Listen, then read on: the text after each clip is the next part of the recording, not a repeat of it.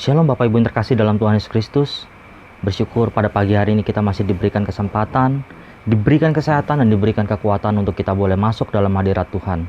Mari kita siapkan hati dan pikiran kita sebelum kita masuk dalam ibadah kita pada pagi hari ini. Kita mau berdoa syafaat bersama-sama. Kita angkat satu pujian, kami memuji kebesaran-Mu.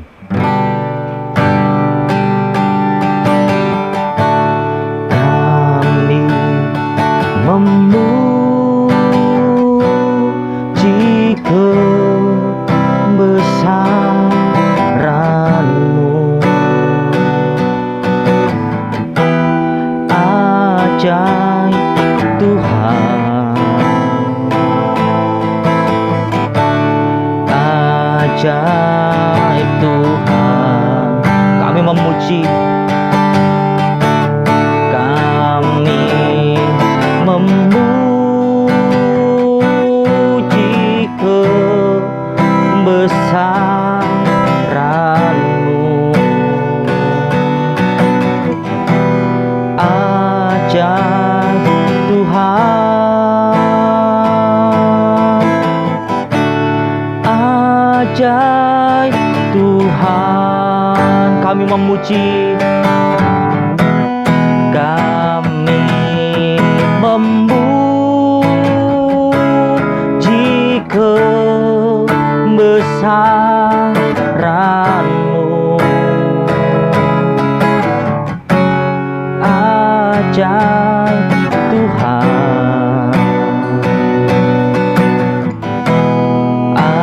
ajaib Tuhan. Kami memuji, kami memuji kebesaran-Mu, ajaib Tuhan, ajaib Tuhan, ajaib Tuhan. Sebab hanya Kau yang layak dipuji, disembah dan ditinggikan di atas segala pujian penyembahan kami Tuhan. Terima kasih Tuhan untuk waktu yang begitu indah yang Tuhan berikan kepada kami. Terima kasih untuk setiap kesempatan, nafas kehidupan yang Tuhan masih berikan kepada kami ya Bapa. Ampuni dosa dan pelanggaran yang kami perbuat selama ini ya Bapa. Sucikan dan kuduskan hati dan pikiran kami untuk kami boleh masuk ibadah kami pada pagi hari ini Tuhan. Bapa, pada pagi hari ini kami berdoa Tuhan Yesus, mengucap syukur, mengangkat tangan kami untuk bangsa yang kami cintai, Indonesia Tuhan. Biarlah Tuhan shalom ada atas bangsa dan negara kami Tuhan. Shalom ada atas para pemimpin bangsa kami Tuhan. Memberkati Bapak Presiden kami Tuhan, Bapak Jokowi, beserta wakilnya Tuhan Bapak Ma'ruf Amin. Berkati Bapak seluruh staf jajaran yang ada di Indonesia ya Bapak. Biarlah semuanya bersama-sama bergandengan tangan untuk membawa Indonesia semakin kuat, membawa Indonesia semakin cinta akan Tuhan. Bapak, terlebih kami berdoa untuk kota yang kami cintai, Jakarta ya Bapak. Berkati Tuhan Bapak Gubernur kami dan Wakil Gubernur kami Tuhan. Berkati seluruh staf jajaran yang ada di Jakarta, agar seluruh staf jajaran juga bergandengan tangan bersama-sama untuk membawa kota Jakarta aman, tenang, tentram dan damai Tuhan, serta membawa kota Jakarta penuh dengan lawatan Tuhan dan kemuliaan Tuhan. Dan kami berdoa Tuhan dari Sabang sampai Merauke, dari Pulau Alor sampai Pulau Rote, untuk para pemimpin-pemimpin daerah ya Bapak. Berkati Tuhan para pemimpin-pemimpin daerah. Pakai mereka Tuhan agar mereka semua diberikan keunitian bersama-sama untuk membangun daerah-daerah bersama para pemimpin bangsa kami Tuhan. Dan kami percaya untuk para pemimpin-pemimpin yang ada di bangsa kami Tuhan, itu semua Tuhan berikan mereka kepercayaan untuk menjadi pemimpin di bangsa kami. Dan kami percaya ada sesuatu rencana yang indah Tuhan mau kerjakan bagi bangsa kami Tuhan. Bapak, pada pagi hari ini juga kami berdoa Tuhan Yesus secara khusus untuk Bapak Gembala Sidang kami, Bapak Pendeta Insinyur Niko Netoro Harjo Tuhan. Berkati Tuhan Bapak Gembala Sidang kami di GBI Gatot Subroto ya Bapak. Berkati keluarga besar, berkati pelayanan kesehatan, anak cucu mantu semuanya Tuhan jaga dan Tuhan pelihara. Tuhan lindungi dan Tuhan pagari dengan malaikat-Mu Tuhan. Dan kami percaya Tuhan, Engkau juga yang akan memberkati keempat wakilnya ya Bapak. Bapak berkati Tuhan Bapak Gembala Sidang kami, biarlah visi misi Tuhan semakin kuat ada atas bangsa ada atas Bapak Gembala Sidang kami Tuhan. Biarlah Tuhan tolong dimanapun Bapak Gembala Sidang kami melangkah, ada tanda-tanda mujizat ajaib, dan kami percaya penyertaan Tuhan dan pertolongan dan perlindungan Tuhan sempurna untuk Bapak Gembala Sidang kami Tuhan. Serta Tuhan, kami berdoa untuk setiap rayon-rayon yang ada di GBI Gatot Subroto Tuhan, serta untuk cabang-cabang khusus agar seluruh hamba-hamba Tuhan bersatu hati, bergandengan tangan bersama-sama mencapai visi misi daripada GBI Gatot Subroto Tuhan. Bapak, kami berdoa Tuhan Yesus pada pagi hari ini juga Tuhan, tidak lupa secara khusus untuk Kak Rayon kami Tuhan, Bapak Gembala Rayon kami, yaitu Bapak Pendeta Budianto Totong Tuhan. Berkati keluarga besarnya ya Bapak, berkati anak cucu mantu, berkati pekerjaan usaha, pelayanan apapun yang dilakukan oleh Bapak Gembala Rayon kami semua Tuhan, buat berhasil dan beruntung. Terlebih Tuhan untuk para pendeta-pendeta bahkan hamba-hamba Tuhan yang ada di Rayon 1H ya Bapak, berkati Tuhan, pakai seluruh para pengerja hamba Tuhan yang ada di Rayon 1H ya Bapak, agar sekalipun di masa pandemi Rayon 1H dapat menuai jiwa luar biasa Tuhan. Dan kami percaya perlindungan Tuhan sempurna untuk setiap para hamba-hamba Tuhan di Rayon 1H ya Bapak. Bapak, kami tidak lupa juga berdoa untuk GBI KR Tuhan, di mana kami ada saat ini ya Bapak. Berkati Tuhan Yesus Gembala kami Tuhan, Bapak Pendeta Insinyur Ajis Gozali beserta Ibu Margaret Tuhan. Berkati Tuhan Yesus keluarga besarnya, berkati setiap kesehatan, berkati setiap usaha, pekerjaan, pelayanan Tuhan, apapun yang dilakukan oleh Bapak Gembala kami Tuhan, semua Tuhan buat berhasil dan beruntung ya Tuhan. Berkati Tuhan Yesus setiap usaha pekerjaan ya Bapak, berkati apapun yang dilakukan Tuhan Yesus, semuanya Tuhan pelihara dan Tuhan berkati dan dijadikan berhasil. Bapak, kami percaya Tuhan, visi daripada Gembala Sidang kami Bapak Niko Tuhan, turun ke Karayon kami, bahkan turun untuk setiap cabang dan ranting, dan sampai kepada kami sebagai jemaat-Mu dan pengerja-Mu ya Bapak. Berkati Tuhan seluruh pengerja dan aktivis di GBI Care Tuhan, berkati seluruh jemaat-Mu di GBI Care Tuhan, berkati setiap pekerjaan, berkati setiap usaha, berkati setiap kesehatan, apapun yang dilakukan oleh seluruh pengerja dan jemaat-Mu di GBI Care semua Tuhan, buat berhasil dan beruntung Tuhan. Terlebih saat Tuhan kami percaya Tuhan berikan kesehatan yang terbaik untuk para jemaat dan pengerja-Mu di GBI Care Tuhan.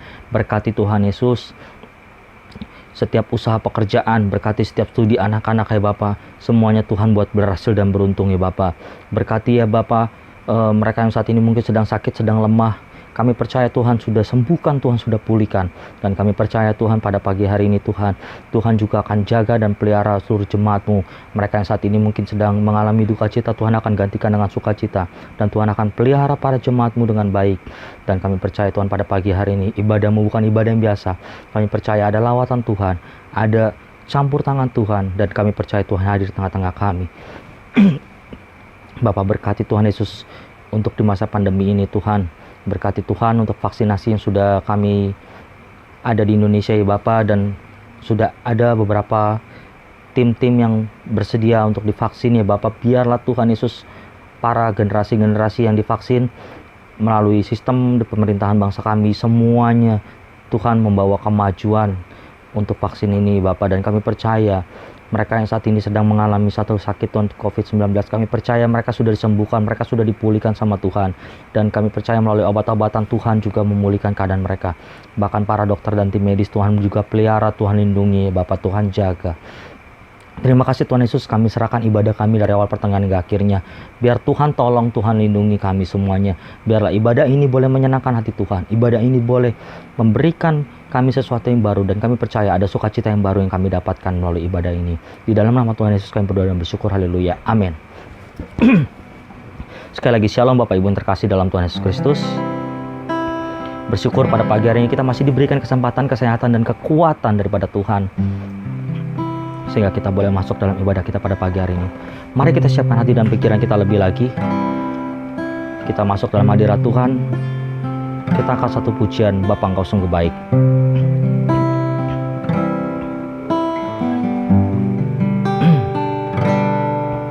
Bapa,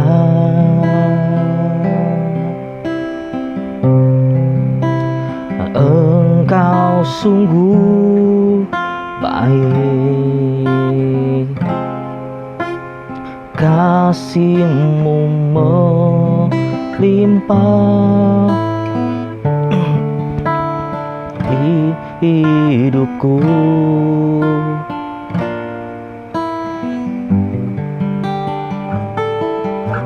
Bapa,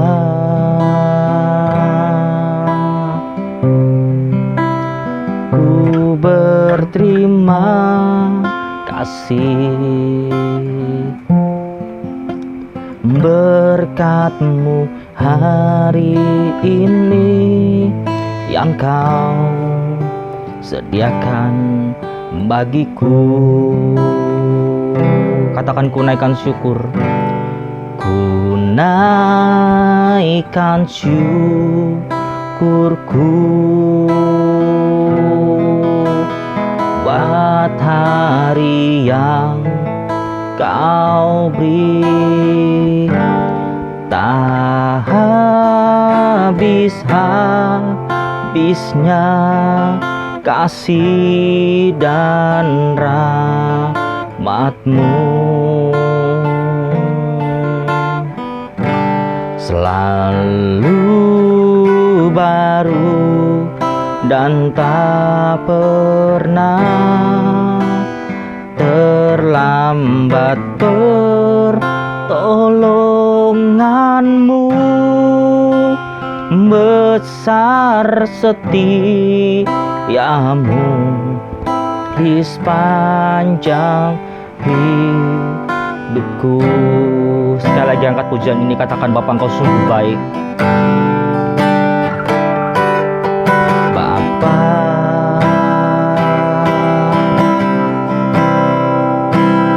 Engkau sungguh baik. Kasih-Mu melimpah di hidupku.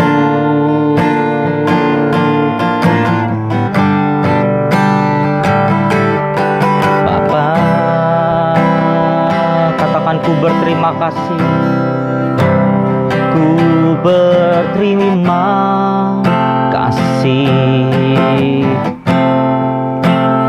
Berkat-Mu hari ini yang Kau sediakan bagiku. Katakan, ku naikkan syukur. Oh, ku naikkan syukurku buat hari yang Kau beri. Tak habis-habisnya kasih dan rahmat-Mu.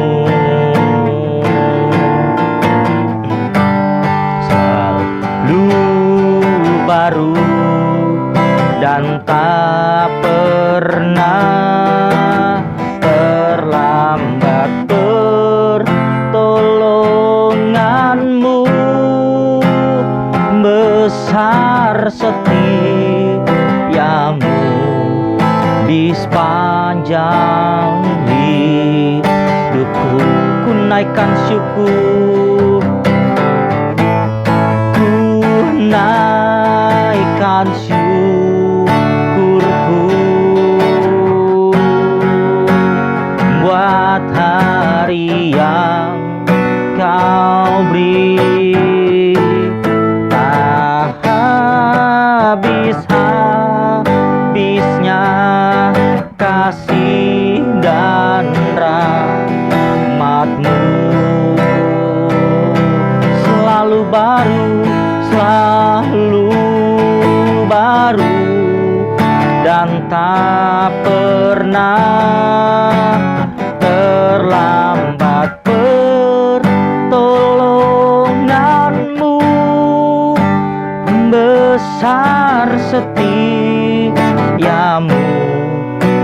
sepanjang hidupku. Besar setiamu, besar setiamu, besar setiamu, besar setiamu, besar setiamu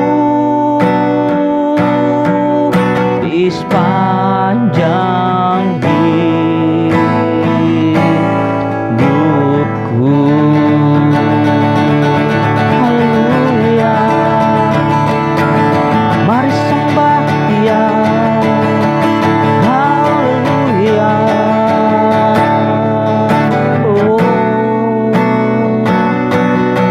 besar setiamu Tuhan bagi kami. Ya Yesus, Kau Bapa yang baik, Bapa yang setia di hidup kami.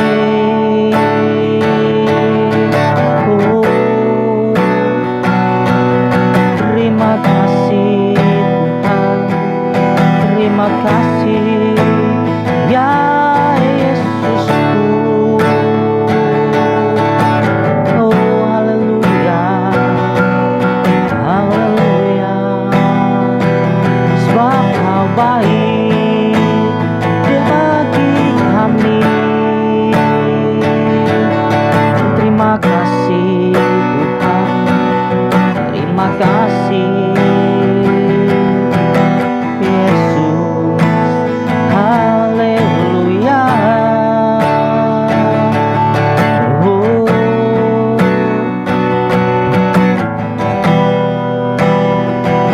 terima kasih.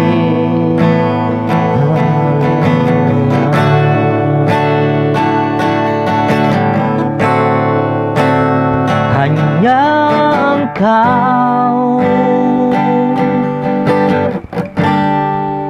pribadi yang mengenal hatiku. Tiada yang tersembunyi bagimu. Seluruh isi hatiku Kau tahu, dan bawaku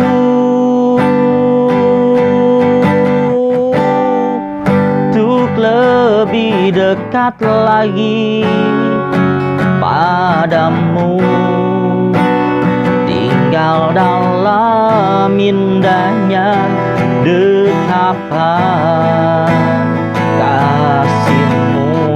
Hanya Engkau, hanya Engkau, oh hanya Kau pribadi yang mengenal hatiku. Tiada yang tersembunyi bagimu. Seluruh isi hatiku Kau tahu, dan bawaku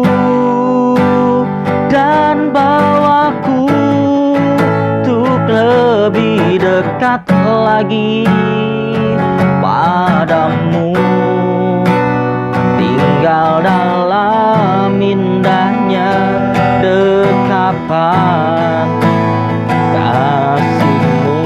Sekali lagi katakan, hanya Engkau, hanya Engkau pribadi yang mengenal hatiku. Tiada yang tersembunyi bagimu. Seluruh isi hatiku Kau tahu, dan bawaku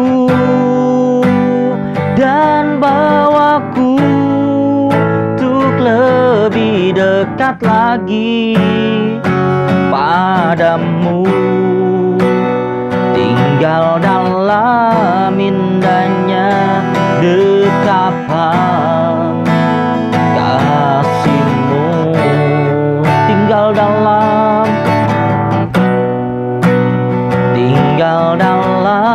indahnya dekapan, tinggal dalam indahnya dekapan, tinggal dalam indahnya dekapan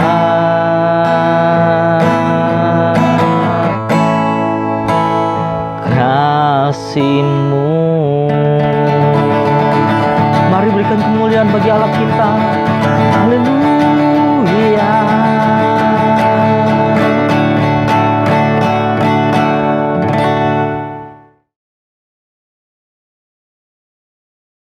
Shalom saudara, saya percaya hari ini kita semua dalam keadaan yang baik dan luar biasa. Dalam edisi Voice of Pentecost kali ini, kita akan membahas berkat bagi orang yang menjaga integritas hidup. Kita seringkali mendengar bahwa banyak orang sukses dan pintar, tetapi sedikit yang mempunyai integritas. Di dalam Alkitab terjemahan NIV, tercatat ada 22 kata integrity. Hal ini menunjukkan betapa pentingnya integritas di mata Tuhan. Lalu pertanyaannya adalah, mengapa orang percaya diminta untuk menjaga integritas? Orang-orang yang menjaga integritas, hidupnya akan mendapatkan keamanan, perlindungan, anak cucunya akan ikut bahagia, tuntunan, serta perkenanan dari Tuhan. Di dalam Efesus 4 ayat pertama mengisahkan bagaimana Paulus yang sedang dipenjara memberikan nasihat kepada jemaat di Efesus supaya mereka menaruh bobot panggilan sebagai anak-anak Tuhan seimbang dengan gaya hidup yang menunjukkan kualitas moral dan karakter yang sesuai. Sekarang kita akan mempelajari berkat dan manfaat dari orang yang menjaga integritas hidupnya. Yang pertama, keamanan dan perlindungan dari Tuhan. Amsal 10 ayat 9 berkata, siapa bersih kelakuannya, aman jalannya, tetapi siapa berliku-liku jalannya akan diketahui. Kata bersih kelakuan di dalam terjemahan NIV menggunakan kata walks in integrity. Kenapa aman? Karena susah orang lain untuk mencari celah untuk menjatuhkan.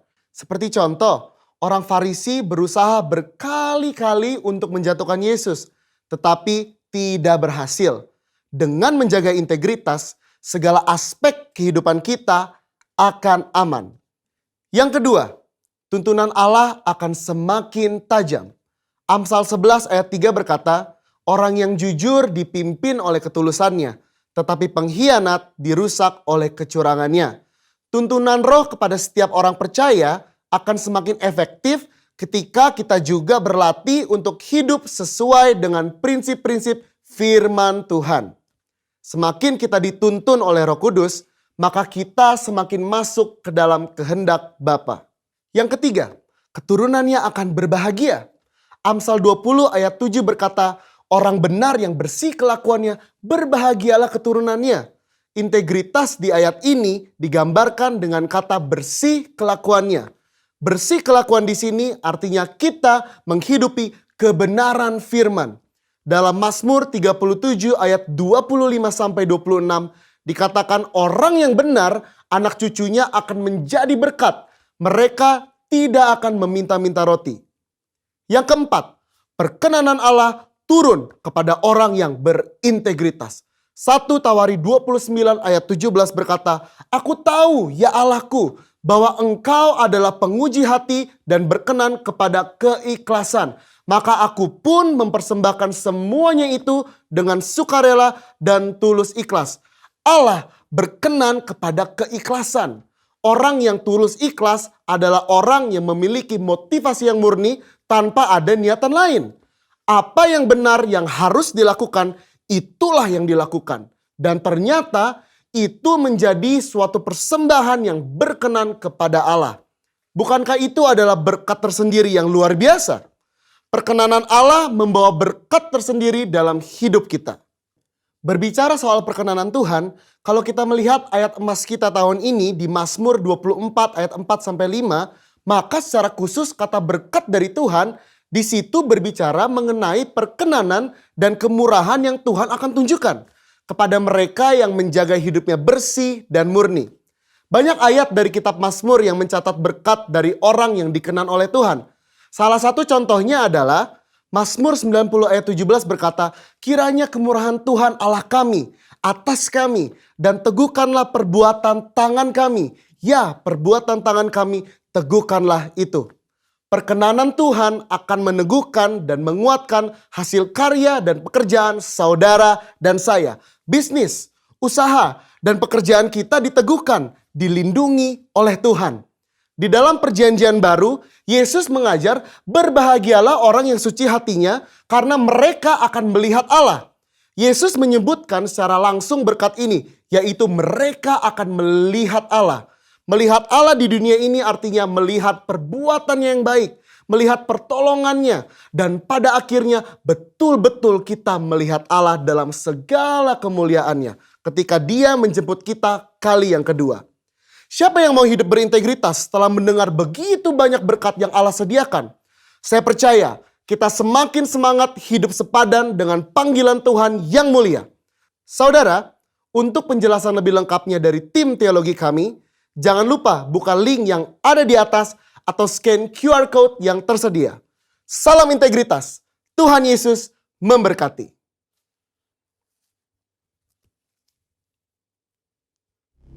Shalom, selamat pagi. Mari kita sama-sama memperkatakan arti dari Pentakosta ketiga. 1. Pentakosta ketiga adalah pencurahan Roh Kudus yang dahsyat di zaman ini, melebihi yang terjadi di Azusa Street.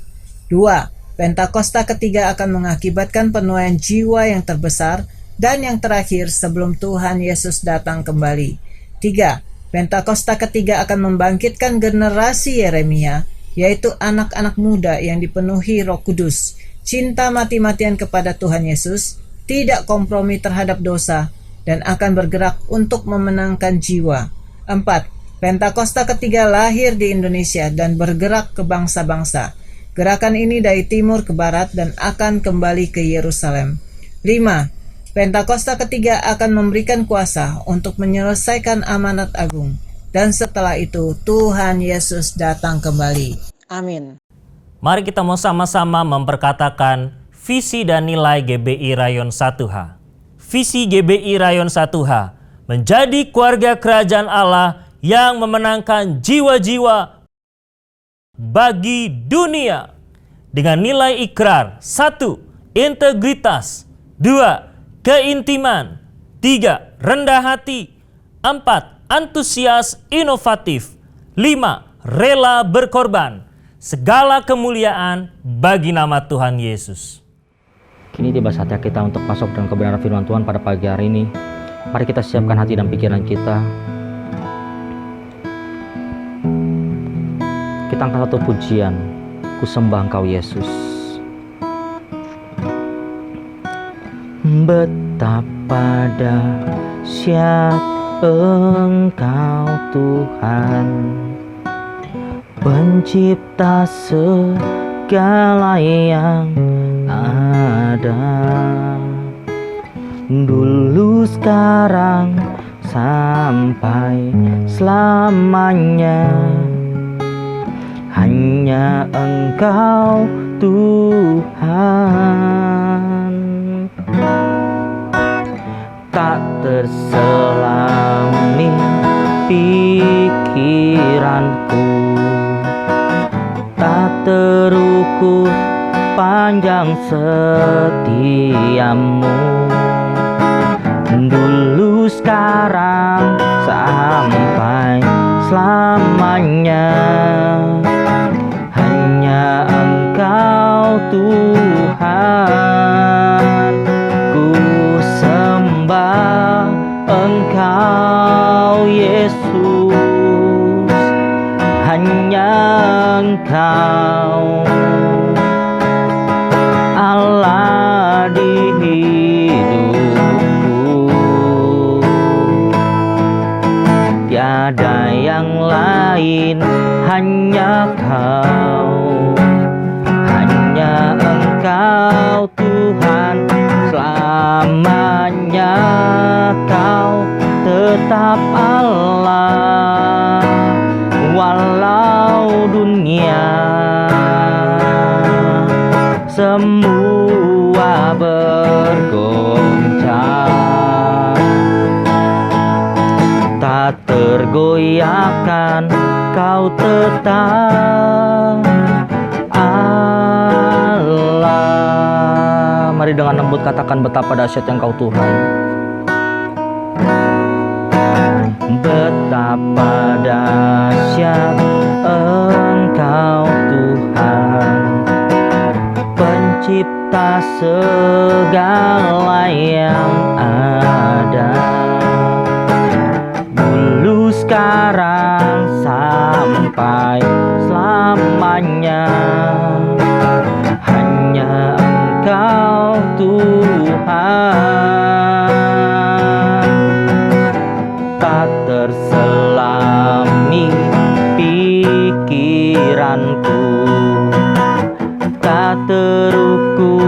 sepanjang setiamu. Dulu, sekarang, sampai selamanya. Hanya Engkau Tuhan. Ku sembah Engkau Yesus, hanya Engkau Allah di hidupku. Tiada yang lain, hanya Kau, hanya Engkau Tuhan. Selamanya Kau tetap Allah, walau dunia semua bergoncang, tak tergoyahkan, Kau tetap Allah. Ku sembah Engkau, ku sembah Engkau Yesus, hanya Engkau Allah di hidupku. Tiada yang lain, hanya Kau, hanya Engkau Tuhan. Selamanya Kau tetap Allah, walau dunia semua bergoncang, tak tergoyahkan, Kau tetap Allah, Kau tetap Allah, Kau tetap Allah. Bapa, kami bersyukur pada pagi hari ini Tuhan. Hati kami penuh dengan ucapan syukur dan sukacita ya Bapa.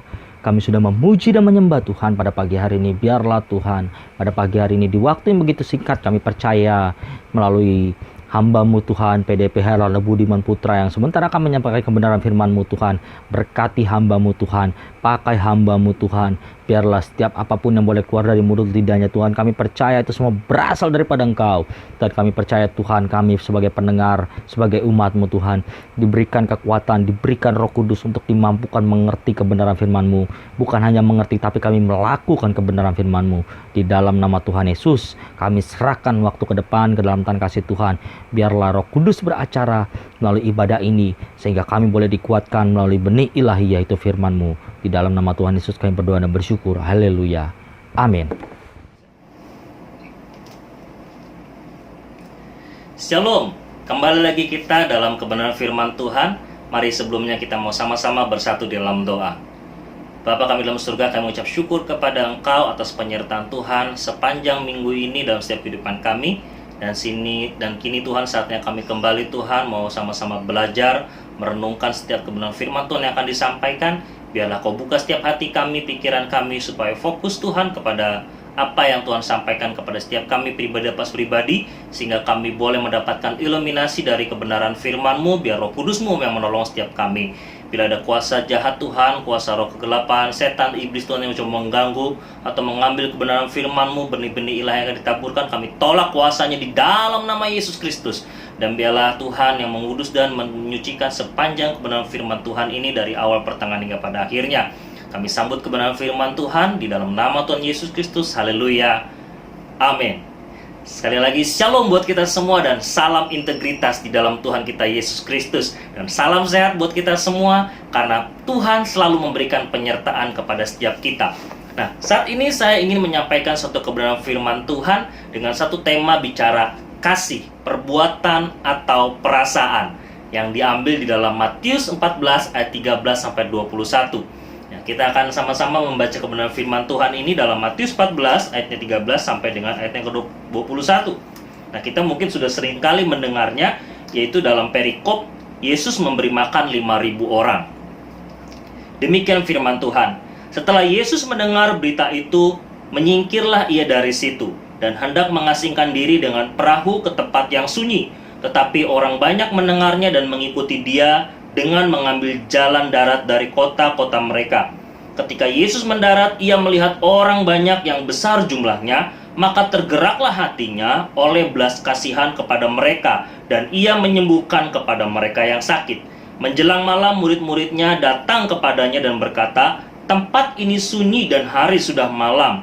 Suruhlah orang banyak itu pergi supaya mereka dapat membeli makan di desa-desa." Tetapi Yesus berkata kepada mereka, "Tidak perlu mereka pergi. Kamu harus memberi mereka makan." Jawab mereka, "Yang ada pada kami di sini hanya 5 roti dan 2 ikan." Yesus berkata, "Bawalah kemari kepadaku." Lalu disuruhnya orang banyak itu duduk di rumput, dan setelah diambilnya 5 roti 2 ikan itu, Yesus menengadah ke langit dan mengucap berkat, lalu memecah-mecahkan roti itu dan memberikannya kepada murid-muridnya. Lalu murid-muridnya membagi-bagikannya kepada orang banyak, dan mereka semuanya makan sampai kenyang. Kemudian orang mengumpulkan potongan-potongan roti yang sisa, 12 bakul penuh. Yang ikut makan kira-kira 5.000 laki-laki, dan tidak termasuk perempuan dan anak-anak. Amin untuk kebenaran firman Tuhan yang kita baca boleh bersama-sama. Dan saya ingin menekankan di ayat 14 dikatakan demikian. Ketika Yesus mendarat, ia melihat orang banyak yang besar jumlahnya, maka tergeraklah hatinya oleh belas kasihan kepada mereka, dan ia menyembuhkan mereka yang sakit. Maka tergeraklah hatinya oleh belas kasihan kepada mereka. Nah, ini yang menjadi pokok pembicaraan kita atau kebenaran firman Tuhan pada saat ini, yaitu bicara belas kasihan Tuhan Yesus. Perasaan atau tindakan. Jadi belas kasihan Tuhan Yesus, perasaan atau tindakan. Nah, perasaan tanpa tindakan atau tindakan tanpa hati. Nah, ini penting. Kenapa? Karena seringkali kita sebagai orang percaya berhenti sampai kepada perasaan saja. Contohnya, ketika kita melihat ada orang yang kesusahan, kita merasa iba, kita merasa, aduh kasihan ya orang itu. Ada kita lihat orang yang memulung di pinggir jalan dengan baju yang compang-camping, kita berkata dalam hati, wah kasihan sekali ya, hidupnya tidak beruntung. Atau kita melihat ada teman kita yang sedang kesusahan, terlilit hutang yang banyak, kita mungkin berkata kepada teman kita yang lain, ih kasihannya dia sudah terlilit hutang, rumahnya diambil sama debt collector.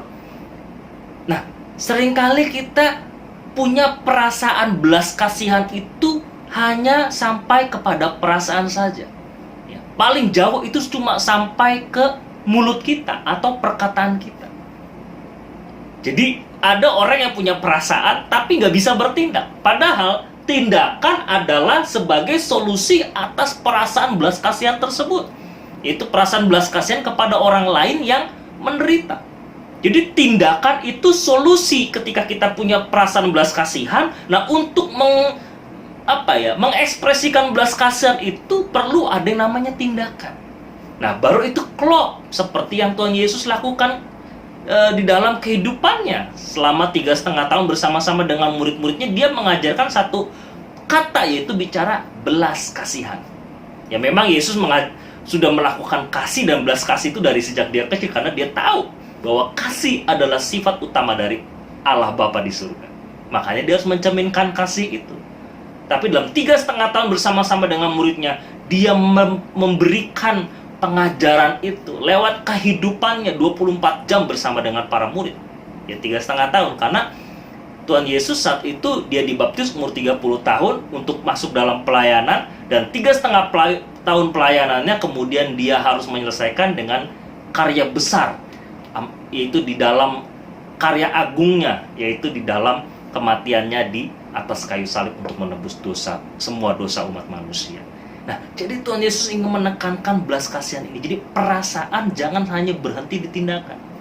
Tapi kita juga tidak sedikit melihat Orang yang bisa bertindak sangat baik, ada tindakan yang dilakukan tapi tidak punya belas kasihan, tapi tanpa hati. Makanya saya katakan tindakan tanpa perasaan. Ada orang punya perasaan tapi nggak bisa bertindak. Tapi ada juga orang bertindak tapi tidak dengan perasaan. Artinya apa? Tidak dari hati. Tidak ada karena dia bertindak bukan karena belas kasihan, tapi dia bertindak karena punya motivasi di balik itu semua. Jadi orang bertindak baik tidak selamanya karena dia punya belas kasihan. Orang bisa berbuat baik bukan karena dia punya kebaikan dalam hatinya, tapi mungkin saja dia punya motivasi lain di balik itu semua. Ada maksud terselubung dari belas kasihannya. Saya mau katakan dia punya tindakan, tapi perasaannya adalah belas kasihan yang semu, ya, pura-pura. Nah, Tuhan Yesus memberikan kita option. Kita punya perasaan tanpa tindakan, atau tindakan tanpa perasaan. Atau Tuhan Yesus berikan option yang ketiga, perasaan mewujudkan tindakan. Amin. Nah, ini yang Tuhan Yesus ingin ajarkan kepada kita semua pada saat ini. Ya. Kenapa? Karena kalau kita melihat situasi sekarang, akibat pandemi COVID-19, ya, saya hanya singgung beberapa sektor saja, beberapa hal saja. Yang terpapar itu sudah kurang lebih 1,35 juta jiwa.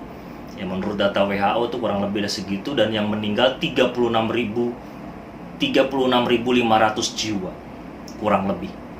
Ya, di Indonesia saja sudah banyak yang meninggal.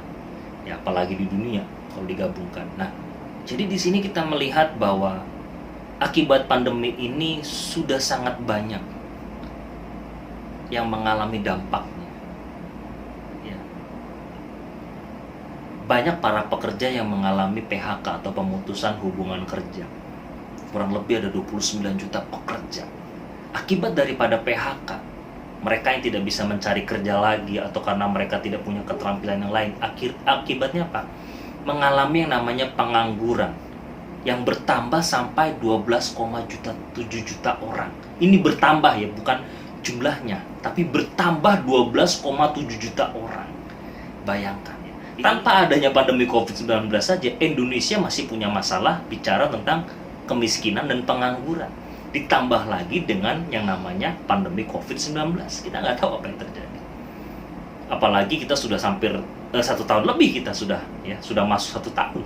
Karena Maret, Bapak Presiden kita, Bapak Jokowi mengumumkan bahwa COVID masuk Indonesia dengan adanya awalnya ada dua case, 2 sampai 3 case, akhirnya berkembang terus sampai hari ini sudah ratusan ribu case yang terpapar. Nah, mengakibatkan pengangguran sampai 12,7 juta orang bertambah. Kita bayangkan kalau ini terjadi juga dalam kehidupan kita. Ya, saya nggak tahu kita apa yang dampak daripada pandemi COVID ini dalam kehidupan kita, apa dalam keluarga kita. Ya. Dan menurut data, kasus bunuh diri pun meningkat 16% di Jepang. Bayangkan, Jepang itu punya etos kerja yang sangat keras dan kuat. Itu saja bisa memicu orang untuk melakukan bunuh diri. Ditambah lagi ini adanya pandemi COVID-19 yang kita tahu bahwa kita berperang dengan sesuatu yang nggak kelihatan. Kalau kita berperang, ada musuh depan kita, enak, tinggal kita tembak. Seandainya itu perang fisik, tapi ini kita melawan perangnya itu dengan virus yang tidak kelihatan, melalui bakteri yang tidak kelihatan oleh mata kita. Secara kasat mata tidak terlihat. Kasus bunuh diri meningkat 16% di Jepang. Saya nggak tahu di Indonesia sudah berapa banyak orang yang bunuh diri juga akibat daripada pandemi COVID-19 ini. Karena kita tahu bahwa pandemi COVID-19 ini memang bukan produknya setan, si iblis, bukan produknya setan. Ya. Sekalipun banyak orang berteori konspirasi, wah ini akhir zaman, wah ini dari antikris, wah ini dari setan, wah semuanya berspekulasi, menciptakan teori-teori konspirasi. Tapi saya mau katakan, iblis menggunakan pandemi COVID-19 ini untuk apa? Menebarkan ketakutan, menebarkan sesuatu yang mengerikan, sehingga orang yang tidak kuat imannya ya bisa saja tadi bunuh diri. Karena iblis masuk bukan dari sakit penyakitnya, tetapi melalui apa? Pikiran kita. Ketika kita berpikir bahwa pandemi ini akan mengancam kehidupan kita, membuat kita down, membuat kita jatuh, akhirnya apa yang terjadi? Kita bisa saja bunuh diri. Dan tren perceraian di USA atau di Amerika sana itu meningkat 10-25%. Itu bayangkan, di sana negara bebas, bisa saja cerai kapan saja. Apalagi ditambah dengan adanya pandemi COVID-19 ini. Perceraian meningkat sampai kurang lebih 34% akhirnya. Nah, di Indonesia pun tidak sedikit. Saya mendengar cerita banyak juga, bukan hanya keluarga-keluarga jemaat, tapi keluarga-keluarga hamba Tuhan pun mengalami masalah dalam kehidupan keluarga mereka. Ya, saya nggak tahu apakah ada yang sampai bercerai, apakah ada yang sampai tidak lagi bisa bersatu lagi karena adanya pandemi COVID-19 ini. Kenapa?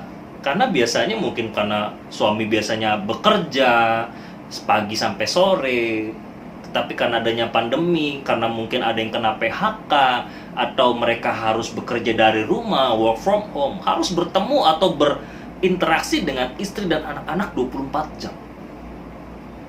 Nah, ini bisa saja menciptakan masalah yang baru. Nah, oleh karena itu, ketika kita melihat situasi yang diakibatkan oleh pandemi COVID-19 ini, kita melihat bahwa ada satu hal yang membuat orang-orang menjadi ketakutan atau memiliki masalah dalam kehidupannya.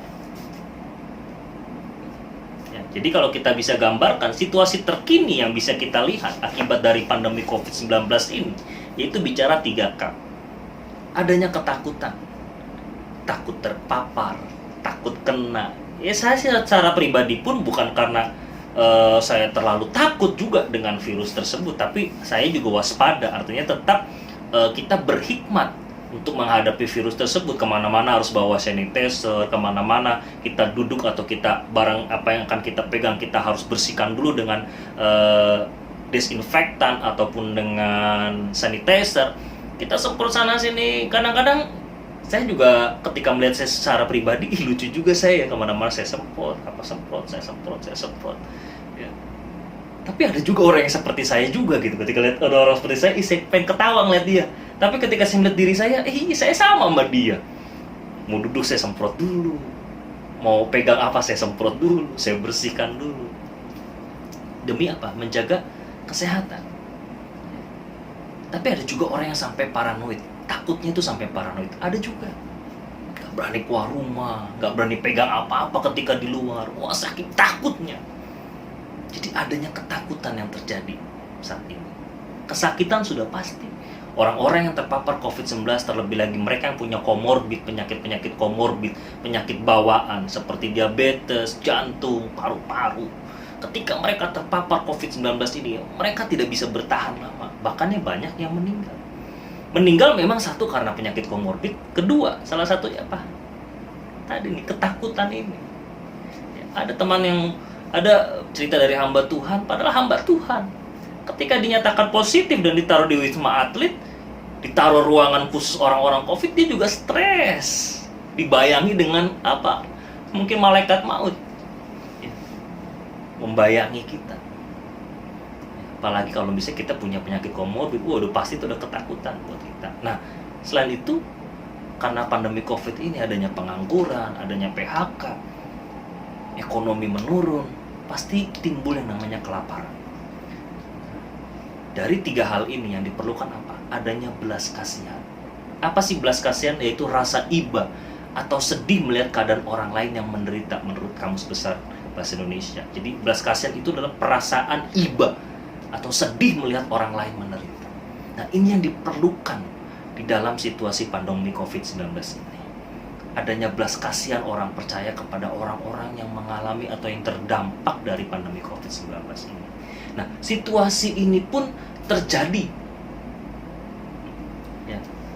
Kalau kita melihat bahwa situasi 3K ini memang terjadi di sekeliling kita. Ketakutan, adanya kecemasan, ketidakpastian, saya katakan tadi kan.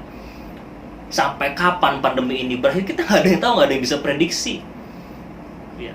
Kadang-kadang saya lucu juga, ada beberapa hamba Tuhan yang memprediksi, wah akan selesai ini, akan selesai ini, tapi nggak selesai buktinya. Nah, ini berbahaya. Kita sebagai hamba Tuhan atau mungkin orang yang pintar nggak usah memberikan suatu hal yang tidak pasti. Ya. apalagi mengatasnamakan Tuhan. Jangan sekali-kali. Kita harus percaya bahwa apa yang Tuhan sampaikan kepada kita secara pribadi. Lewat apa? Kebenaran firman-Nya. Ini udah pasti, gak akan salah. Ini suara Tuhan yang pasti dan benar. Untuk menghadapi pandemi, ya udah kita ikuti apa yang kata firman Tuhan katakan. Berhikmatlah engkau sebagai orang percaya, dan terus percaya dan mengandalkan Tuhan, berharap kepada Tuhan, tanpa kita harus mengerti dan tahu kapan ini berakhir. Kita enjoy saja, kita nikmati. Selama kita percaya dan berserah kepada Tuhan, maka penyertaan Tuhan selalu ada dalam kehidupan kita. Itu yang saya rasakan secara pribadi. Saya nggak perlu pusing kapan akan pandemi ini berakhir. Sekalipun ada juga pertanyaan itu, dan sering berdiskusi dengan istri saya, kapan yang pandemi ini selesai ya? Kapan ya kita bisa kembali lagi seperti dulu ya, tanpa ada rasa was-was ketika ke tempat ini, ke tempat itu ya, apalagi saya masih harus bolak-balik vaksin anak saya ke rumah sakit. Kadang-kadang ada perasaan was-was tersebut, ada perasaan takut tersebut ya, takut tertular. Tapi sekali lagi saya katakan, ya sudahlah, kita serahkan semuanya sama Tuhan. Ada ketakutan, kesakitan, sudah pasti. Belum ada solusi yang mutlak untuk keluar dari pandemi COVID-19 ini.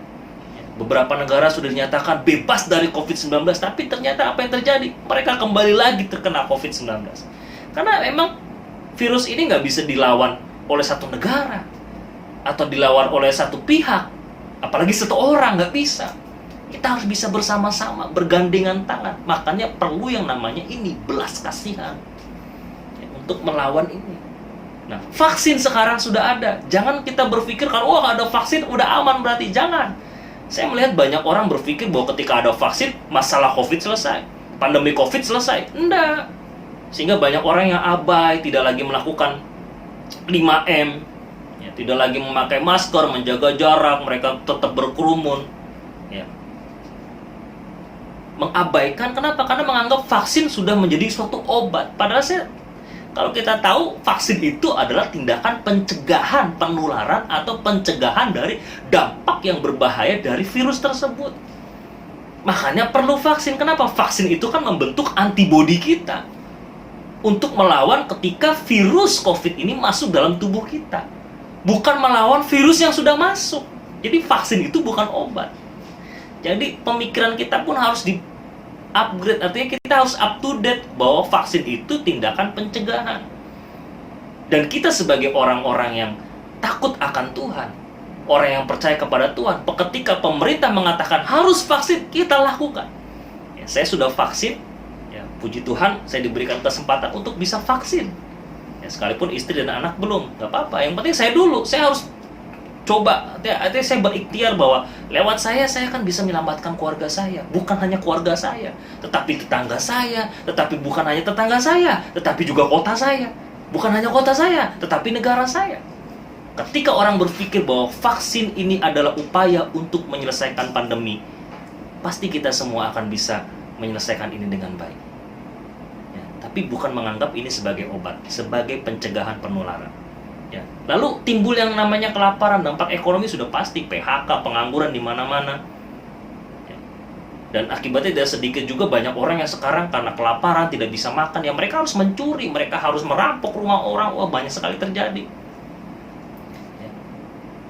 Rumah oma saya di kampung itu 2 kali disatronin maling. Ada yang diambil barangnya, ada yang sempat diambil barangnya. Tapi yang kedua hampir masuk tapi tergagalkan karena oma saya ternyata bangun. Kalau enggak tuh maling bisa ambil semua barang dan mungkin bisa mengambil nyawa yang ada di dalam rumah. Itu oma saya. Ya, om saya di sana, 2 rumah di sana, pokoknya 3 rumah itu. Oma dan kedua om saya itu semuanya disatronin maling. Sempat seperti itu. Kenapa? Karena keadaan daripada akibat pandemi COVID-19 ini. Ya, jadi 3K tersebut bisa terselesaikan lewat belas kasihan. Nah, dalam ayat yang kita lihat tadi, yang kita baca tadi, Matius 14 ayat 13-21, 3 hal ini pun terjadi. Ketakutan, kenapa? Karena adanya pembunuhan Yohanes Pembaptis oleh Herodes. Ya, Herodes itu membunuh Yohanes Pembaptis dengan memenggal kepalanya sebagai hadiah untuk anaknya. Karena Herodes menikah dengan Herodias, yaitu masih saudara. Dan Yohanes ini mengutuk pernikahan tersebut. Nah, Herodias tidak suka. Makanya ketika anaknya menari depan Herodes, dia minta kepala Yohanes Pembaptis harus dipotong dan dibawa di atas nampan. Dan ini terjadi. Sehingga membuat murid Yohanes ketakutan, bahkan Yesus pun menyingkir dan mengasingkan diri ke tempat yang sunyi.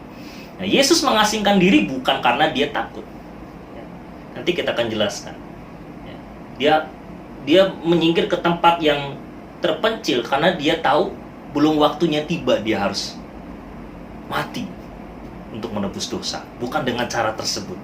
Maka dia harus menyingkir. Dia bersedih. Kenapa? Karena Yohanes Pembaptis adalah saudara sepupunya.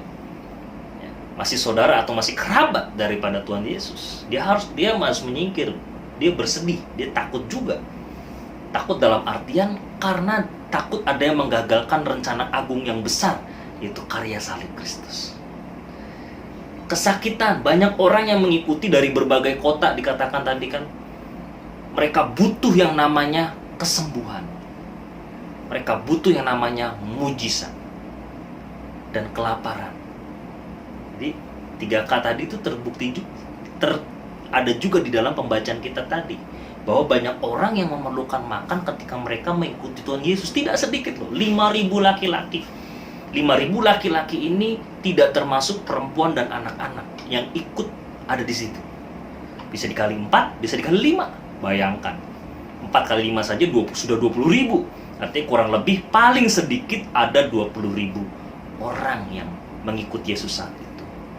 Mengikuti Yesus untuk mendapatkan pengajaran dan juga mujizat dari Tuhan Yesus. Nah, di sini kita membaca tadi di ayat 14 dikatakan bahwa tergeraklah hatinya oleh belas kasihan.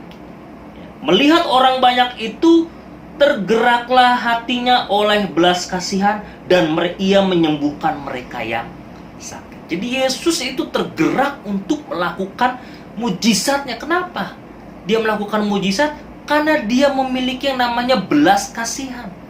Belas kasihan di sini memang memakai kata splachinozomai. Bahasa Inggrisnya move with compassion.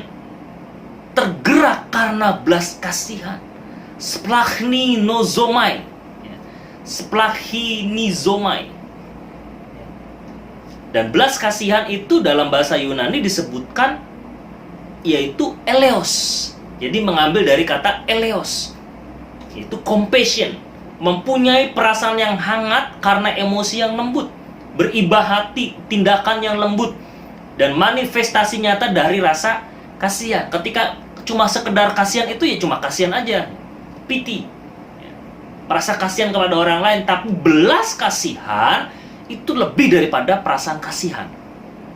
Kenapa? Karena dari belas kasihan itulah muncul yang namanya splachnizomai, move with compassion, simpati terhadap kesengsaraan orang lain, khususnya disertai dengan tindakan. Makanya ada tindakan dari Tuhan Yesus.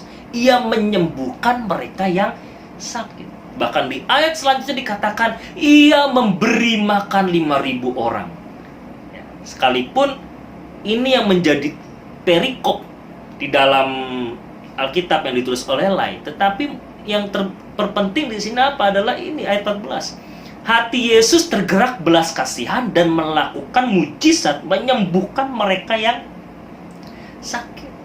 Itu mujizat yang Tuhan Yesus lakukan. Ketika dia mengucap syukur untuk 5 roti dan 2 ikan, memberi makan 5.000 orang. Nah, kalau kita melihat di dalam pembacaan kita tadi, respon terhadap 3K atau tadi kita tahu 3K, ketakutan, kesakitan, kelaparan. Dari pihak murid-murid, dari pihak Tuhan Yesus, dan dari segi pandang orang banyak. Jadi kita akan melihat apa sih respon dari 3 person ini. Baik murid-murid, baik Tuhan Yesus, dan juga orang banyak terhadap 3K. Ketakutan, kesakitan, dan kelaparan. Nah, murid-murid, kita bahas murid-murid dulu. Murid-murid kalau kita baca dari awal sampai akhir, kita bisa simpulkan ada 4 hal. Respon mereka terhadap ketakutan, kesakitan, dan kelaparan yang terjadi di dalam pembacaan kita tadi, mereka tidak punya yang namanya belas kasihan, tidak berbelas kasihan. Di ayat 15 dikatakan di situ, menjelang malam murid-muridnya datang kepada Yesus dan berkata, tempat ini sunyi dan hari sudah mulai malam. Suruhlah orang banyak itu pergi supaya mereka dapat membeli makan di desa-desa. Jadi mereka nggak mau pusing, mereka nggak punya rasa iba atau merasa belas kasihan ketika mereka sudah kemalaman di tempat tersebut. Murid cuma bilang, ya udah sekarang tolong ya Tuhan Yesus bubarin semuanya, mereka suruh pulang, mereka suruh cari makan masing-masing. Tidak ada perasaan belas kasihan. Pokoknya sudah malam, ya udah selesai, harus diselesaikan. Bubar gitu, selesai aja udah bubar, selesai acara bubar gitu kan. Tidak mau repot. Ya. Karena tempat sudah malam dan tempat sunyi, murid-murid nggak mau repot, nggak mau pusing. Ya udah, Tuhan Yesus sudah menyembuhkan, Tuhan Yesus sudah kasih pengajaran, sekarang silakan pulang. Nah, itu bicaranya seperti itu. Kalau dalam gereja mungkin ya udah ya sudah datang memuji Tuhan, kasih persembahan, dengar firman, yuk sekarang pulang. Tanpa ada apa? Tanpa ada follow up ketika mereka yang punya masalah butuh di follow up. Nah, inilah harusnya kalau kita punya belas kasihan, kita harus bisa memfollow up jemaat Tuhan yang punya pergumulan, masalah yang perlu kita tolong. Yang ketiga, sikap murid Tuhan Yesus apa? Tidak sedia mengambil tanggung jawab. Tidak mau bertanggung jawab ketika ada orang banyak yang kelaparan, orang banyak datang di tempat itu, di tempat yang sunyi dan sudah malam. Mereka malah berpikir, ya sudah mendingan dibubarin, udah kita bisa pulang, kita melanjutkan pekerjaan, kita mau berdoa di tempat yang sunyi kan? Mungkin bisa saja mereka berkata seperti, guru, bukannya kita mau ke tempat yang sunyi, bukannya kita mau berdoa, sekarang lebih baik suruh mereka pulang untuk mendapatkan makan masing-masing supaya mereka tidak kemalaman di tempat yang sunyi ini. Mungkin bisa saja murid-murid berbicara seperti itu. Ya. Dan murid-murid bersikap logis atau rasional, realistis. Ya. Selain mereka menyuruh orang-orang tersebut membeli makanannya sendiri di desa-desa, ketika murid mendapatkan 5 roti dan 2 ikan dari seorang anak kecil, ya, kita lihat dalam pembacaan Yohanes dalam perikop yang sama, dalam Yohanes 6 ayat 1-13, ada seorang anak kecil yang membawa 5 roti dan 2 ikan melalui Andreas. Dan mereka bersifat realistis dan logis saja. Nggak mungkin kan Tuhan memberi makan 5.000 laki-laki dikali 4, misalnya 20.000 orang, hanya 5 roti dan 2 ikan. Kalau dalam kitab-kitab yang lain dikatakan, tidak mungkin kan kita membeli roti seharga 200 dinar dan membagi-bagi kepada mereka. Uang kas kita nggak akan cukup, guru. Mungkin Yudas bicara seperti, wah ini nggak cukup nih hitung-hitungannya nih, kan bagian keuangan Yudas. Nggak cukup nih guru, 500 dinar, wah nggak cukup nih, duit kita nggak cukup. Udah suruh pulang. Nah, jadi mereka tidak bersedia mengambil tanggung jawab. Mereka tidak punya belas kasihan, tidak mau repot, dan hanya bersikap logis saja. Yang logika aja deh guru. Kita aja makan harus irit-irit, kita mau bagi-bagi makan sama mereka, kan nggak mungkin. Nah, itu yang dipikiran daripada para murid. Kenapa? Intinya satu, karena tidak ada belas kasihan. Tapi apa yang Yesus lakukan? Di dalam ayat tersebut dikatakan Yesus mengasingkan diri, menyingkir ke tempat yang sunyi untuk berdoa ketika ketakutan. Ya, ini yang pertama yang dialami oleh Yesus dan para murid. Ketika Yohanes Pembaptis dibunuh, dipenggal kepalanya, Yohanes Pembaptis, Yesus mengalami ya bagaimanapun dia masih kerabat, pasti ada kesedihan dalam hatinya, dan dia juga tahu bahwa ketika dia nanti tertangkap bisa saja dia dipotong seperti Yohanes Pembaptis. Karena pengajaran Tuhan Yesus kan keras kepada orang-orang yang tidak memegang kebenaran firman Tuhan. Dan dia tahu bahwa ini belum waktunya. Nggak mungkin Tuhan Yesus memberikan penebusan dosa lewat cara seperti Yohanes Pembaptis dipenggal kepalanya. Tidak seperti itu caranya. Dan Tuhan Yesus tahu, ini bukan waktunya untuk aku mati bagi dosa manusia. Aku harus menyingkir. Aku harus menyasingkan diri. Selain karena dia bersedih hati, dan juga untuk menenangkan murid-murid supaya murid-murid juga gak ketakutan. Begitu pula dengan murid-murid Yohanes. Jadi Yesus menyingkir karena dia tahu waktunya belum tiba. Dan untuk menguatkan para murid, makanya dia mengatakan, ayo kita pergi ke tempat yang sunyi untuk kita berdoa. Dalam Amsal 27 ayat 12 dikatakan, kalau orang bijak melihat malapetaka, bersembunyilah ia. Tetapi orang yang tak berpengalaman berjalan terus lalu kena celaka. Jadi kalau kita punya hikmat, kalau kita diberikan kepintaran dari Tuhan, kalau ada sesuatu yang bisa membuat kita celaka, lebih baik kita menyingkir. Artinya apa di sini? Bukan berarti terus kita mengurung diri selama adanya pandemi ini, tidak. Tetapi kita tahu bagaimana kita harus bersikap sebagai orang percaya yang harus menjadi contoh. Kita keluar bukan cuma sekedar untuk happy-happy, untuk jalan-jalan, tapi karena ada kebutuhan, ada sesuatu yang perlu kita lakukan. Makanya kita keluar dari rumah. Tetapi ketika kita keluar dari rumah, ya kita harus ikuti apa yaitu ya 5M. Memakai masker, menjaga jarak, mencuci tangan, menghindari keramaian, mengurangi mobilitas. Ini yang harus kita lakukan. Menarik diri kita dari setiap kegiatan kita. Apalagi kalau kita diberi kesempatan untuk work from home, ya udah kita diam di rumah, kita bekerja dari rumah, supaya kita mencoba mengurai atau memutus persebaran daripada virus COVID ini. Jadi orang benar atau orang bijak ketika melihat petaka, dia harus bersembunyi. Artinya apa? Ada kebijaksanaan, ada hikmat. Jadi pakai hikmat. Menghadapi pandemi ini harus pakai hikmat. Bukan logika semata, tapi hikmat. Hikmat itu apa? Sesuatu yang berasal dari Tuhan. Orang pintar banyak, tapi orang berhikmat tidaklah terlalu banyak. Saya mau katakan demikian. Kenapa? Karena orang yang berhikmat adalah orang yang dekat dengan Tuhan. Bukan orang yang punya titel S1, S2, S3, bahkan sampai kepada profesor sekalipun. Sekalipun dia pintar secara akademis, belum tentu dia berhikmat dalam kehidupan. Nah, yang kedua, Tuhan Yesus memiliki yang namanya belas kasihan. Respon Yesus terhadap 3K tadi, dia berbelas kasihan. Kenapa? Karena dia melihat orang banyak itu berharga. Tindakan nyata dari belas kasihannya, ia menyembuhkan segala penyakit orang banyak tersebut, memberikan pengajaran dari kebenaran firman Tuhan, dan juga memberi mereka makan. 5.000 laki-laki, tidak termasuk perempuan dan anak-anak.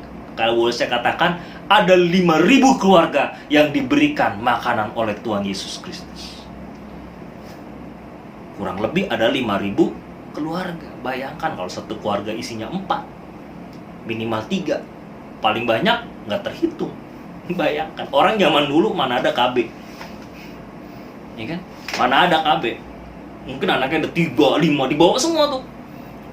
Ayo ikut dengar pengajaran Tuhan Yesus, bagus. Kamu kan sakit, ayo sekalian kamu disembunyi di sana yuk.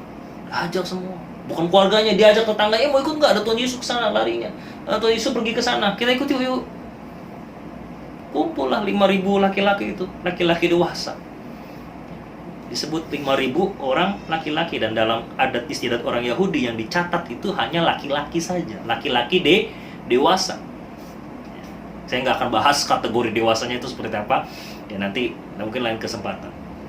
Jadi 5.000 laki-laki saja, laki-laki dewasa, memberi makan mereka. Jadi ada tindakan nyata, belas kasihan, melihat jiwa-jiwa itu berharga, melihat sesama manusia itu berharga.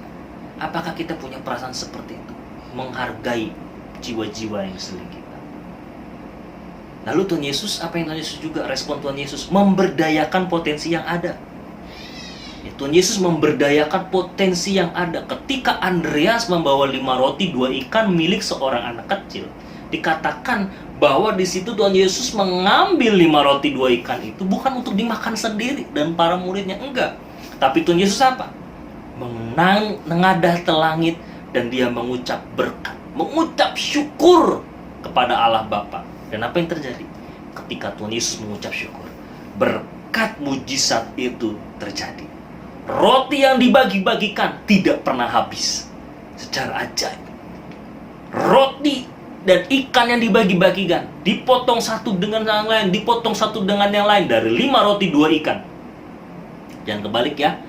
Jangan kebalik 2 ikan, 5 roti.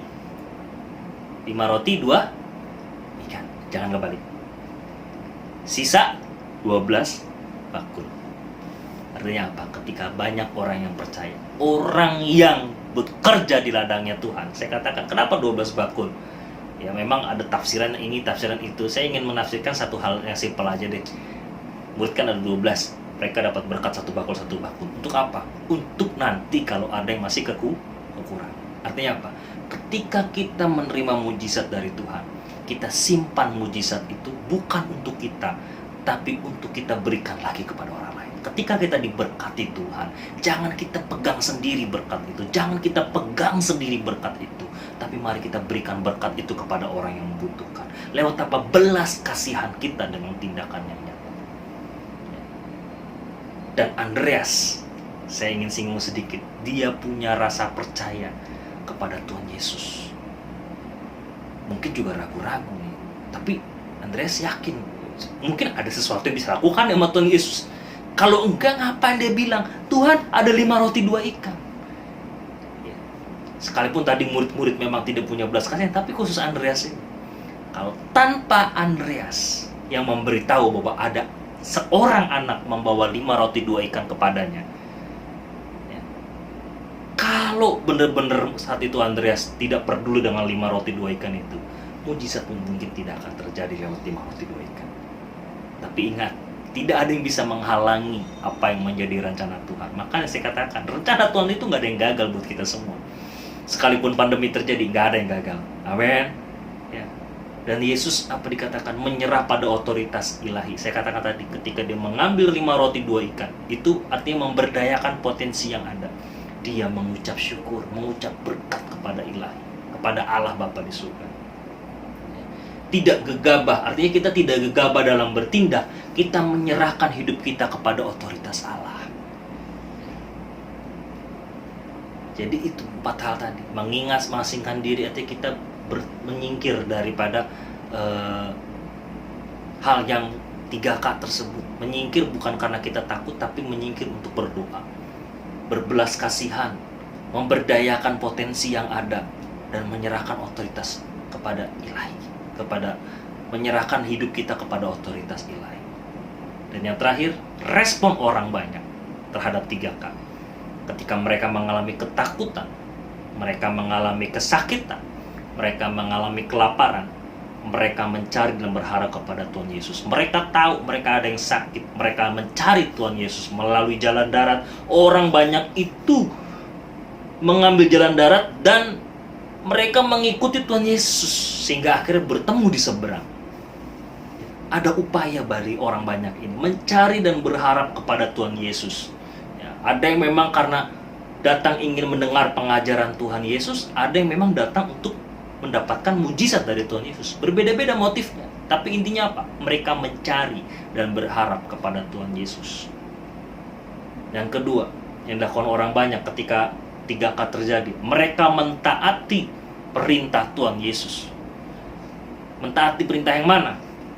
Ketika mereka disuruh untuk duduk diam, berkelompok 50 orang, mereka ikuti perintah tersebut tanpa ada yang membantah.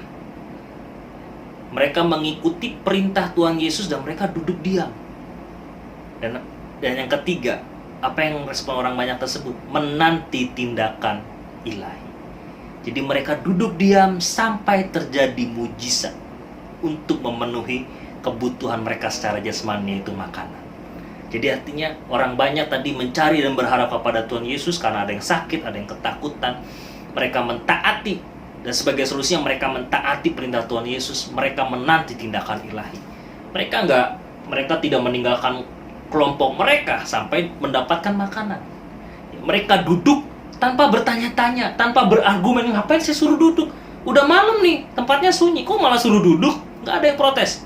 Nggak ada yang dicatat ya. Kalau kita lihat di Injil tuh nggak dicatat mereka protes, mereka memberontak sama Tuhan Yesus. Kenapa nggak dikasih makan cepet-cepet? Nggak ada yang berontak. Mereka dengan sabar menanti apa yang Tuhan Yesus akan lakukan. Itu menanti tindakan ilahi. Ya. sebagai penutup kita. Kabar baik yang mungkin bisa kita dengar bersama-sama. Di bulan Maret ini vaksinasi booster boleh terus berjalan. Ya, saya tinggal 1 kali lagi suntik. Dosis pertama sudah, tinggal dosis yang kedua. Dan terus akan bergulir tahapan-tahapan. Ya, dari tenaga medis, kemudian para pemuka agama, tokoh agama, lansia, pekerja publik, ya, nanti para guru sudah juga. Nanti selanjutnya akan masyarakat umum. Kabar baiknya vaksin terus berjalan dan juga tingkat penularan menurun. Artinya yang terdampak atau yang terpapar virus menurun. Tetapi yang menjadi khawatir atau yang menjadi suatu kabar buruknya, muncul varian baru B117 di Indonesia. Ya, kita nggak tahu, mungkin terdeteksinya baru minggu-minggu ini. Kita nggak tahu, jangan-jangan sudah dari bulan yang lalu. Sehingga penyebarannya sempat cepat sekali di Indonesia itu. Tapi di belakang itu semua kita harus percaya, kita harus mendukung apa yang menjadi program dari pemerintah melalui vaksinasi ini. Kita dukung. Ketika ada kesempatan kita dipanggil untuk vaksin, langsung datang on time, tepat waktu, dan kita langsung siap untuk divaksin. Untuk kenapa? Mendukung program pemerintah. Ya, karena kebenaran firman Tuhan pun mengatakan bahwa pemerintah itu wakil Tuhan di muka bumi ini. Jadi kita harus ikuti juga apa yang menjadi saran Tuhan. Apa yang menjadi program dari pemerintah Indonesia kita. Dan saya percaya Tuhan membimbing apa yang menjadi keputusan Bapak Jokowi, karena kita terus mendoakan beliau. Ya. Dan karena hal inilah situasi 3K tadi pasti akan terus berlanjut. Ketakutan, kesakitan, dan kelaparan. Dan sebagai penutup, lalu apa yang harus kita lakukan? Ya, dari 3 golongan tadi kita bisa menjadikan satu konklusi. Ada 5 hal, yaitu apa? Yang pertama, kita harus punya intimasi dengan Tuhan. Kita harus punya hubungan yang intim dengan Tuhan. Fokus sama Tuhan, mencari wajah Tuhan dan mengandalkan Tuhan. Jadi yang pertama, harus punya hubungan intim dengan Tuhan. Intimasi dengan Tuhan. Yang kedua, singkirkan sikap egois kita. Ya. Menyingkirkan egoisme dalam diri dan mulai peduli dengan sekitar kita. Dan jangan mengasihani diri. Kalau kita sudah mulai mengasihani diri, bagaimana kita bisa punya belas kasihan kepada sesama kita? Kalau kita saja mengasihi diri kita sendiri. Yang ketiga, yaitu apa? Miliki belas kasihan dengan tindakan yang nyata. Ya. Berbelas kasihan dengan tindakan nyata, walau sekecil apapun itu. Apapun yang bisa kita lakukan untuk sesama kita yang memang membutuhkan pertolongan kita dan kita mampu menolongnya, kenapa kita nggak lakukan? Kecuali kita memang nggak mampu untuk menolongnya, ya jangan dipaksakan, itu juga salah. Tapi kalau kita mampu untuk menolong orang tersebut, dan kita tahu kapasitas kita mampu, ya kita lakukan. Jangan kita mengurungkan niat kita atau menolak untuk menolong orang-orang yang memang kita tahu bisa kita tolong. Yang keempat, mengembangkan potensi yang ada. Seperti Tuhan Yesus, dari 5 roti 2 ikan, 5.000 laki-laki diberi makan. Tidak termasuk perempuan dan anak-anak. Artinya apa? Kita mengembangkan potensi yang ada semaksimal mungkin, tidak mudah menyerah dan putus asa. Tidak menyerah, tidak mudah menyerah, dan tidak mudah putus asa. Walau beban hidup itu pasti makin berat. Kita nggak tahu ke depannya kan. Saya katakan tadi, pandemi ini kita nggak tahu kapan selesai. Tapi tidak menjadi alasan kita menjadi down atau kita tidak bisa mengembangkan diri kita. Mari kembangkan potensi kita yang ada. Kita bisa apa? Kalau kita di PHK, kalau kita punya keterampilan, kita gunakan keterampilan kita. Apapun itu keterampilannya, kita kembangkan. Ini waktunya untuk mengembangkan diri. Dan saya banyak sekali mendengar kesaksian ketika mereka banyak yang dirumahkan, mereka banyak yang work from home. Justru mereka malah bisa semakin punya potensi yang besar, baik dalam dunia pelayanan ataupun dalam dunia sekuler. Tidak sedikit kok, banyak sudah contoh-contohnya. Tinggal bagaimana kita mau mengembangkan potensi kita. Kita gali potensi kita apa. Dan yang kelima, menyerah pada otoritas Allah. Ya, menyerah pada otoritas Allah artinya kita lakukan bagian kita dan Tuhan melakukan yang menjadi bagiannya Tuhan. Ya, kalau saya mau katakan dengan istilah, we do the best and God take the rest. Ya, kita lakukan yang terbaik, sisanya biar Tuhan yang melakukan. Karena kita percaya kita punya Tuhan yang besar. Kita jangan ngoyo lah. Kita jangan memaksakan diri lah. Kita tahu kemampuan kita sampai mana. Itu yang kita lakukan. Tuhan Yesus memberkati kita semua, dan biarlah kita semua boleh punya belas kasihan dalam kehidupan kita semua. Kita memaksimalkan potensi kita, dan ingat, we do the best and God take the rest. God bless you buat kita semua. Mari bersatu dalam doa. Bapa dalam surga, kami mengucap syukur kepada Engkau. Biarlah kebenaran firman Tuhan yang telah disampaikan, benih ilahi ini boleh tertanam, bertumbuh, berkembang, dan berbuah dalam setiap kehidupan kami. Sehingga kami Tuhan boleh melakukan kasih itu Tuhan, yaitu belas kasihan Tuhan Yesus, bukan hanya sebatas perasaan, tapi juga lewat tindakan. Biarlah kiranya Tuhan memberkati kami semua dan membukakan kami semua dengan kebenaran firman Tuhan ini, mengiluminasikan dalam kehidupan kami, sehingga firman Tuhan ini menjadi rema dalam setiap kehidupan kami. Biarlah benih ilahi ini tertanam, berbuah, dan menjadi berkat dalam kehidupan kami secara pribadi, dan juga memberkati orang-orang di sekeliling kami. Terima kasih Tuhan, kami mengucap syukur di dalam nama Yesus Kristus. Haleluya, amin. Sekali lagi saya mau sampaikan Shalom, Tuhan Yesus memberkati. Shalom, kembali lagi dalam pengumuman GBI Care Laguna Pluit. Gembala dan jemaat GBI Care Laguna Pluit mengucapkan terima kasih atas pelayanan firman Tuhan yang telah disampaikan oleh hambanya, Pendeta Pembantu Herlando Budiman Putra. Biarlah kiranya Tuhan memberkati pelayanan dan keluarga hambanya. Bagi jemaat Tuhan yang memiliki anak-anak, diharapkan untuk mengajak anak-anaknya mengikuti ibadah sekolah minggu, biar anak-anak kita boleh bertumbuh secara rohani dan diberkati Tuhan. Link YouTube ada di kolom deskripsi tayangan ini. Bagi jemaat Tuhan yang ingin memberkati pekerjaan Tuhan di GBI Care Laguna Pluit, dapat memberikan persembahan persepuluhan, persembahan umum, dan pengucapan syukur melalui rekening GBI Care Pluit. Rekening BCA atas nama GBI Care Pluit. Sebelum kita mengakhiri ibadah kita pada pagi hari ini, kita mau sama-sama memperkatakan Mazmur 91. Dalam lindungan Allah. Orang yang duduk dalam lindungan yang maha tinggi dan bermalam dalam naungan yang maha kuasa akan berkata kepada Tuhan, tempat perlindunganku dan kubu pertahananku, Allahku yang kupercayai. Sungguh, dialah yang akan melepaskan engkau dari jerat penangkap burung, dari penyakit sampar yang busuk. Dengan kepaknya ia akan menudungi engkau, di bawah sayapnya engkau akan berlindung. Kesetiaannya ialah perisai dan pagar tembok. Engkau tak usah takut terhadap kedahsyatan malam, terhadap panah yang terbang di waktu siang, terhadap penyakit sampar yang berjalan di dalam gelap, terhadap penyakit menular yang mengamuk di waktu petang. Walau 1.000 orang rebah di sisimu dan 10.000 di sebelah kananmu, tetapi itu tidak akan menimpamu. Engkau hanya menontonnya dengan matamu sendiri dan melihat pembalasan terhadap orang-orang fasik.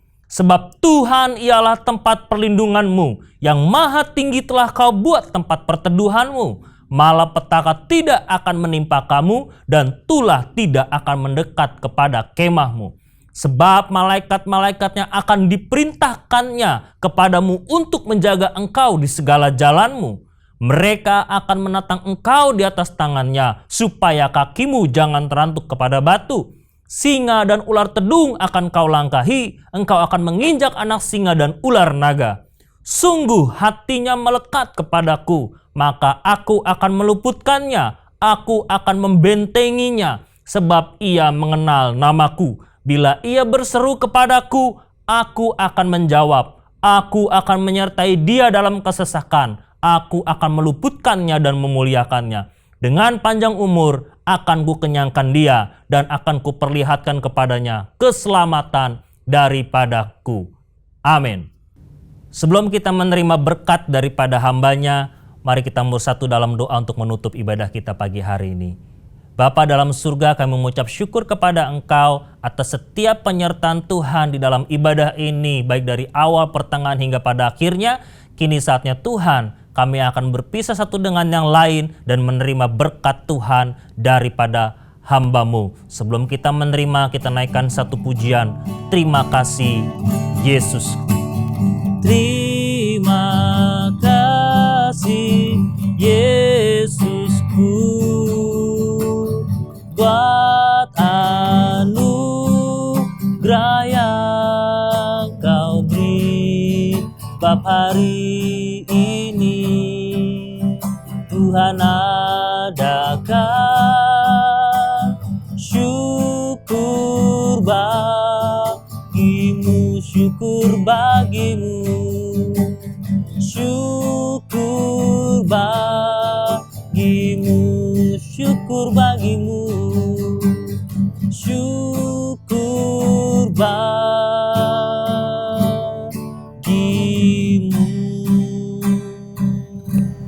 Mari saudara-saudara yang dikasih dalam Tuhan, kita bangkit berdiri, kita mau menerima berkat yang daripada Tuhan. Saudara-saudara yang dikasih Tuhan, terimalah berkat sukacita damai sejahtera, kasih karunia yang begitu besar daripada Allah Bapa yang telah diberikan kepada kita masing-masing melalui anak yang tunggal, yaitu Tuhan kita Yesus Kristus. Di dalam pertolongan, penghiburan, dan persekutuan dengan Roh Kudus menyertai kita pada saat ini, bahkan sampai Tuhan datang menjemput kita di awan-awan, bahkan sampai selama-lamanya. Mari kita yang percaya, kita akan sama-sama amin. Tuhan memberkati.